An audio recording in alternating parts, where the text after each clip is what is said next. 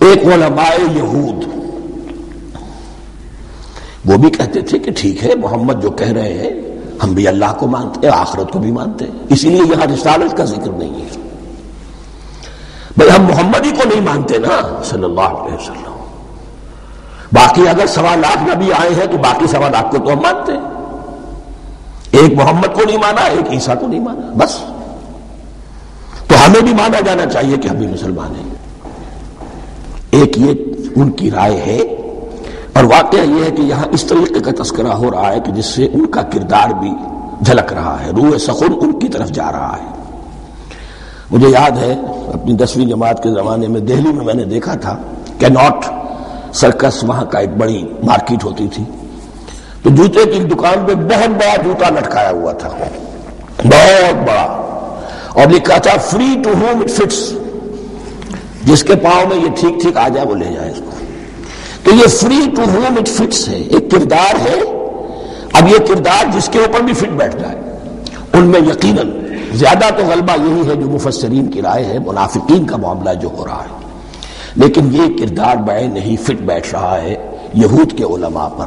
اور یہ بھی نوٹ کر لیجئے کہ جو مدینہ منورہ میں نفاق کا جو پودا پروان چڑھا ہے، بلکہ پودا نہیں کہنا چاہیے، جھاڑ جھکاڑ جو پروان چڑھا ہے، وہ یہودیوں کے زیر اثر، جیسے جنگل کے اندر بڑے بڑے درخت بھی ہوتے ہیں اور اندر جو ہے نیچے جھاڑیاں بھی ہوتی ہیں، تو یہ نفاق کا جھاڑ جھکاڑ جو ہے وہ یہودی علماء کا جو پودا تھا اور بہت بڑا تھا، اس میں کوئی شک نہیں، اس کے سائے میں پروان چڑھا ہے۔ ان دونوں میں معنوی ربط بھی ہے۔ وَمِنَ النَّاسِ مَن يَقُولُ آمَنَّا بِاللَّهِ وَبِالْيَوْمِ الْآخِرِ وَمَا هُمْ بِمُؤْمِنِينَ، اور لوگوں میں سے کچھ ایسے بھی ہیں جو کہتے تو یہ ہے کہ ہم ایمان رکھتے ہیں اللہ پر اور یوم آخر پر، لیکن وہ مومن نہیں ہیں۔ يُخَادِعُونَ اللَّهَ وَالَّذِينَ آمَنُوا وَمَا يَخْدَعُونَ إِلَّا أَنفُسَهُمْ، وہ دھوکہ دینے کی کوشش کر رہے ہیں اللہ کو اور اہل ایمان کو۔ یہ یخادعون جو ہے یہ باب مفاعلہ ہے، باب مفاعلہ میں کشمکش ہوتی ہے، کشاکش ہوتی ہے، لہذا ترجمہ میں نے کیا کوشش کر رہے ہیں۔ وما يخدعون الا انفسهم، یہ ثلاثی مجرد میں آ گیا، اور نہیں دھوکہ دے رہے مگر صرف اپنے آپ کو، یہ یقینی ہے اپنے آپ کو تو دھوکہ دے رہے وہ، لیکن یہ کہ اللہ اس کے رسول کو اور اللہ اور اہل ایمان کو دھوکہ نہیں دے سکتے۔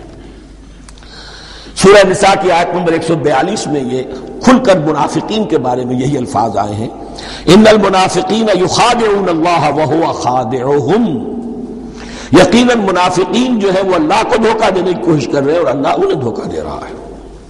وما یشعرون، انہیں اس کا شعور نہیں ہے۔ یہ بہت اچھی طرح نوٹ کر لیجئے، منافقین کی بھی اکثریت وہ تھی جنہیں اپنے نفاق کا شعور نہیں تھا،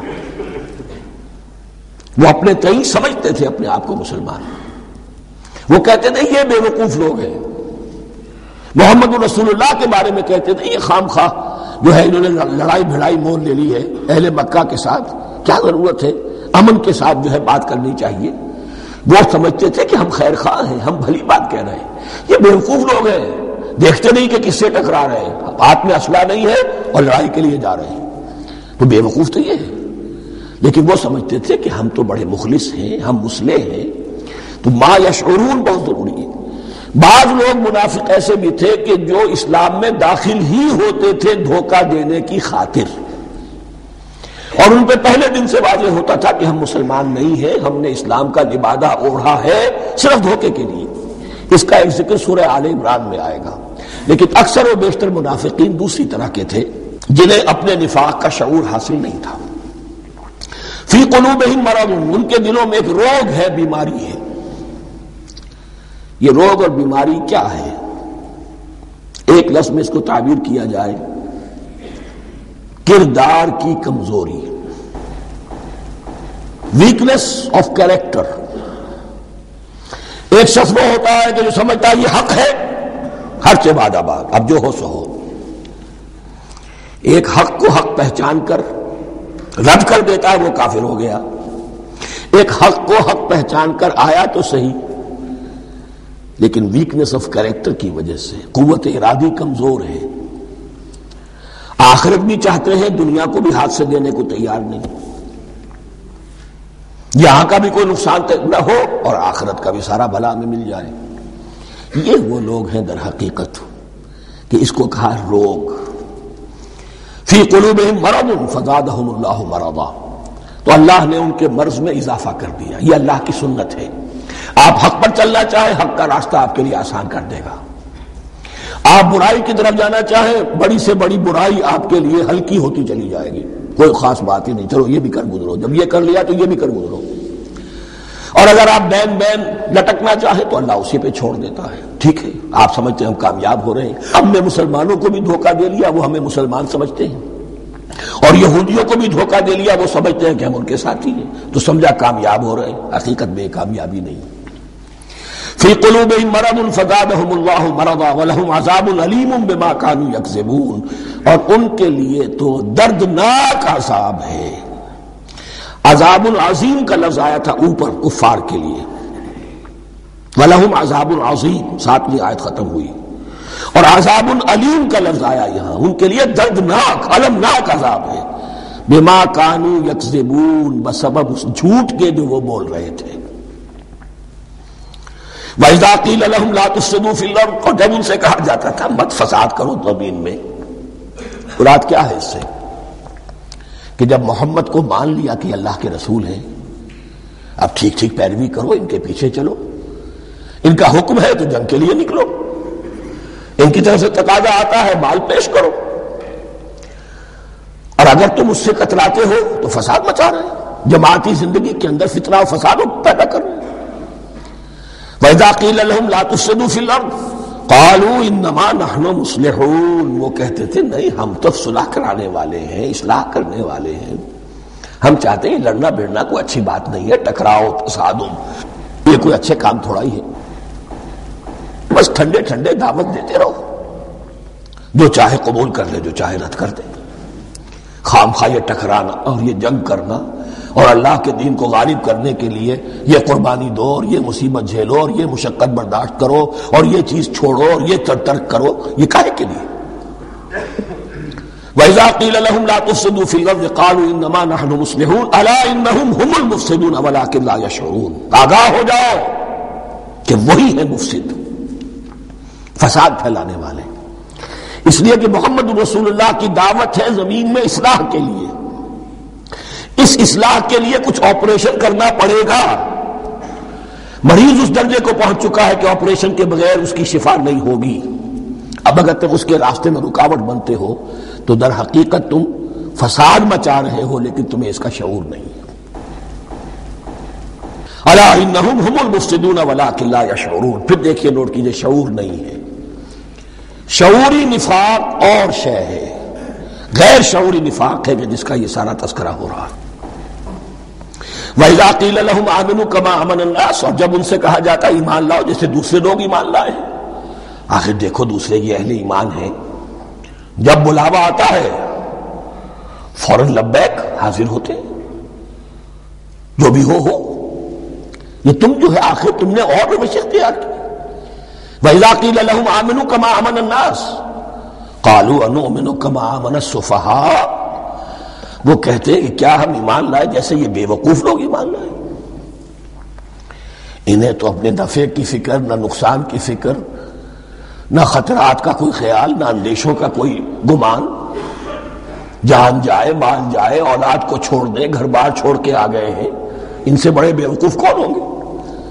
بال بچے چھوڑ آئے ہیں کفار مکہ کے رحم و کرم پر، سرداران قریش جو چاہے ان کے ساتھ کریں. تو یہ تو بے وقوف لوگ ہیں. آج کل آپ کہتے ہیں ایسے ہی لوگوں کو فینیٹکس ہیں. یہ فینیٹکس ہیں. دیکھ بھال کر چلنا چاہیے، دائیں بائیں دیکھ کر چلنا چاہیے، نفع نقصان کا خیال کر کے چلنا چاہیے. چاہے حق ہے ٹھیک ہے، لیکن بہرحال اپنی مصلحتوں کو بھی اور اپنے اہل و عیال کی مصلحتوں کو بھی دیکھنا چاہیے. یہ لوگ تو معلوم ہوتا ہے کہ بالکل دیوانے ہو گئے، فینیٹکس ہو گئے. وَإِذَا قِيلَ لَهُمْ آمِنُوا كَمَا آمَنَ النَّاسُ قَالُوا أَنُؤْمِنُ كَمَا آمَنَ السُّفَهَاءُ أَلَا إِنَّهُمْ هُمُ السُّفَهَاءُ وَلَٰكِن لَا يَعْلَمُونَ. آگاہ ہو جاؤ کہ وہی بے وقوف ہے لیکن انہیں علم نہیں ہے. وہ صادق الایمان جو ایمان کی ہر تقاضے کو پورا کرنے کے لیے ہر وقت حاضر ہیں، ان سے بڑا عقل مند کوئی نہیں، ان سے بڑا سمجھدار کوئی نہیں. انہوں نے یہ جان لیا ہے کہ اصل زندگی آخرت کی زندگی ہے، یہ نہیں ہے، یہ تو عارضی ہے، کل نہیں آج ختم ہو جائے، آج نہیں ابھی ختم ہو جائے، کیا فرق پڑے گا؟ جانا تو ہے، اب نہیں تو کل، کل نہیں تو پرسوں، جانا تو ہے۔ تو عقل تو ان کے اندر ہے۔ الا انہم هم السفہاء ولکن لا یعلمون واذا لقوا الذین آمنوا قالوا آمنا، اور جب یہ ملتے ہیں ان سے جو اہل ایمان ہیں تو کہتے ہیں ہم بھی ایمان رکھتے ہیں۔ اب یہ ان دونوں پر آئے گا۔ عام جو یہودی تھے وہ بھی کہتے تھے کہ ہم بھی تو آخر اللہ کو مانتے ہیں، آخرت کو مانتے ہیں، اور منافق تو تھے ہی جو رسول کو بھی مانتے تھے۔ وَإِذَا خَلَا إِلَىٰ شَيَاطِينِهِمْ، اور جب یہ اپنے شیطانوں کے پاس خلوت میں ہوتے ہیں، اور یہاں شیاطین سے مراد ہیں اہل کتاب یہود کے علماء، ان کے سردار، یا عبداللہ ابن ابی جو منافقین مدینہ کا سردار تھا۔ اگر وہ کبھی ملامت کرتا تھا، دیکھو تم تو معلوم ہوتا ہے بالکل مسلمانوں میں شامل ہی ہو گئے پوری طرح سے، تمہیں کیا ہو گیا، تم ہر بات مان رہے ہو۔ اب انہیں یہ کچھ نہ کچھ اپنی وفاداری کا یقین دلانے کے لیے کہنا پڑتا تھا، نہیں نہیں ہم انہیں بیوقوف بنا رہے ہیں، ہم ان سے ذرا تمسخر کر رہے ہیں، ہم ہیں آپ کے ساتھ ہی، آپ فکر نہ کریں۔ اسی لیے یہ دو منہ ہونا، نفق کہتے ہیں سرنگ کو جس کے دو دروازے ہوتے ہیں، باقی زیر زمین ہے۔ نافقہ گوہ کا بل ہے کہ دو دروازے رکھتا ہے، دو اس کے منہ رکھتا ہے کہ ادھر سے اگر کتا داخل ہو جائے شکار کے لیے تو ادھر سے نکل بھاگے، ادھر سے آئے تو ادھر سے نکل بھاگے۔ تو دو منہ انسان، یہ در حقیقت جس کو پھر سورہ نساء میں کہا گیا لا الہ الا ولا الہ الا، نہ ادھر کے ہیں نہ ادھر کے، مذبذبین بین ذالک، اس کے درمیان مذبذب ہو کر رہ گئے۔ یہ شیطان کا لفظ یہاں سمجھ لیجئے کہ اس کے دو رائے ہیں کہ یہ شطنہ سے بنا ہے یا شات سے بنا ہے، شین الف توئے یا شین تو نون۔ شطنہ کے معنی تباعدہ، کو بہت دور ہو گیا، دور ہو گیا۔ شیطان سے مراد جو اللہ کی رحمت سے بہت دور ہو گیا۔ اور شاتا یشیتو کے معنی ہے احترق غضبا وحسدا، کوئی شخص غصے اور حسد کے اندر جل رہا ہو، وہ شاتا یشیتو ہے۔ اس سے فعلان کے وزن پر، رحمان کے وزن پر، غضبان کے وزن پر شیطان، یعنی وہ کہ جو حسد اور غضب کی آگ میں جل رہا ہے۔ تو یہ ایک تو شیطان وہ ہے کہ جو جنات میں سے ہے، جس کا نام عزازیل تھا پہلے، اب ہم اسے ابلیس کے نام سے جانتے ہیں، وہ ایک شیطان ہے، جنی ہے۔ پھر یہ کہ جو بھی اس کے پیروکار ہیں دنیا میں، انسانوں میں سے ہوں یا جنات میں سے ہوں، وہ بھی شیاطین ہیں۔ اسی طرح اہل کفر، اہل زیغ کے جو بڑے بڑے سردار ہوتے ہیں، ان کو بھی شیطان سے تعبیر کیا گیا۔ وَإِذَا خَلَوْا إِلَىٰ شَيَاطِينِهِمْ قَالُوا إِنَّا مَعَكُمْ، اور جب وہ خلوت میں ہوتے ہیں، علیحدگی میں ہوتے ہیں اپنے شیاطین کے پاس، سرداروں کے پاس، کہتے ہیں ہم تو آپ کے ساتھ ہیں، انما نحن مستہزئون، یہ تو ہم ان مسلمانوں کو بیوقوف بنا رہے ہیں، ان سے استہزاء کر رہے ہیں، تمسخر کر رہے ہیں۔ ہم تمسخر میں کہہ دیتے ہیں کہ ہم بھی آپ کے ساتھ ہیں، آمنا۔ اللہ یستہزئ بہم ویمدہم فی طغیانہم یعمہون، حقیقت کیا ہے کہ اللہ ان کا مذاق اڑا رہا ہے اور ان کو ڈھیل دے رہا ہے کہ وہ اپنے عقل کے اندھے پن میں بڑھتے چلے جائیں۔ اللہ تعالیٰ جیسا میں نے عرض کیا رسی دراز کرتا ہے، کوئی سے غلط راستے میں جائے گا، جاؤ بھائی، فوراً تو نہیں پکڑتا، اگر فوراً پکڑ لے تو سیدھا ہو جائے گا، چلتا جاؤ، جہاں جانا چاہتے ہو جاؤ۔ تو ان کو بھی رسی دراز کر رہا ہے اللہ، لیکن یہ کہ اللہ یستہزئ بہم، یہ سمجھتے ہیں کہ مسلمانوں کا مذاق اڑا رہے ہیں، اصل میں مذاق ان کا اڑ رہا ہے اللہ کے نزدیک۔ وَيَمُدُّهُمْ فِي طُغْيَانِهِمْ يَعْمَهُونَ، اب یہاں ذرا نوٹ کر لیجئے، یہ دو لفظ آئیں گے، عین میم اور ہا، امہ ہے کے ساتھ، ایک ہے عین میم اور یا، امج، تو عین اور میم تو مشترک ہے یا آخر میں فرق ہوگا، عین میم اور ہا ہوگا، اس کے معنی عقل کا اندھا، دل کا اندھا، آنکھیں تو ہے لیکن دل کا اندھا ہے، عقل کا اندھا ہے۔ اور عین میم یا جو آنکھوں کا اندھا ہو، عمیٌ اندھے، اعمیٰ اندھا۔ تو یہاں فرمایا انا معکم انما نحن مستہزئون، اللہ یستہزئ بہم ویمدہم فی طغیانہم یعمہون، اللہ ان کو اس جو ان کی عقل کے اندھے پن میں جو یہ بڑھتے چلے جا رہے ہیں، اللہ بھی ان کی رسی دراز کر رہا ہے تاکہ یہ جہاں تک جانا چاہتے چلے جائیں۔